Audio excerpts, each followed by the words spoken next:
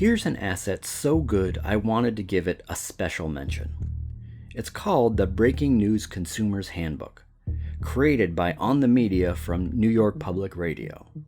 Among their suggestions, in the early stages of any event, even reliable sources will report incorrect or incomplete information. Check multiple sources. Different news organizations may send reporters to different places and interview different people.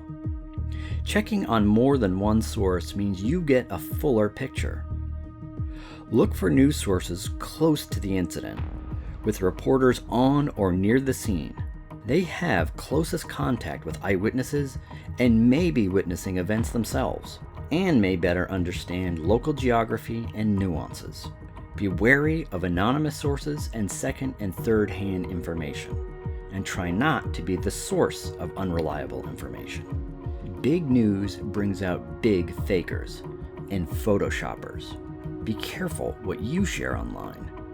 We've also, I think, in many respects, lost the ability to be critical thinkers, analytical in our response to the information that we get.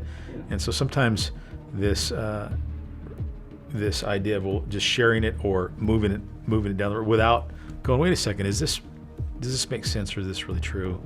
There's no quality control, right, in the kind of information that gets out there. And as a result of that, I think people get bombarded with a lot of misinformation or information, that's taken out of context. That brings us to the cloud that now accompanies most major events: conspiracy theories. When any event has a terrible impact, hurt survivors and frightened witnesses want to know why bad things happen. It's a rational impulse, but some people's understanding is so affected by pain and fear they begin to believe and share explanations with no basis in truth. And some flat out make stuff up.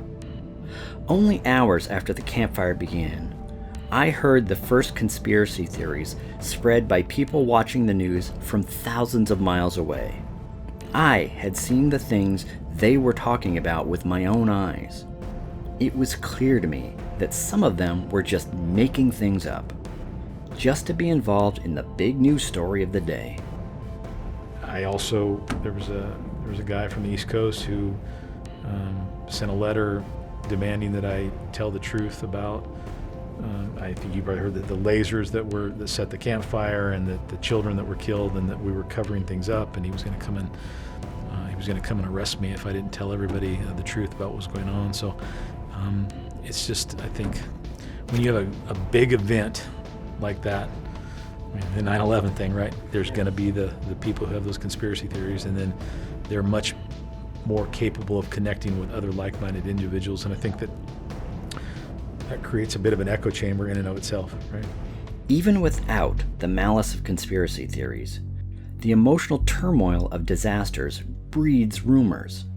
Not only are people desperate to get information in a disaster, they're desperate to give it. Here's something we all experienced in the campfire. This is Paradise Town Hall as it looks today. Here is Ace Hardware. Here is Paradise High School. They are all still standing. On the day of the fire, according to rumors and social media, they were all destroyed. In the chaos, they were surrounded by fire and looked ready to burn. Passing evacuees, fearful, grief-stricken, reported they had all burned.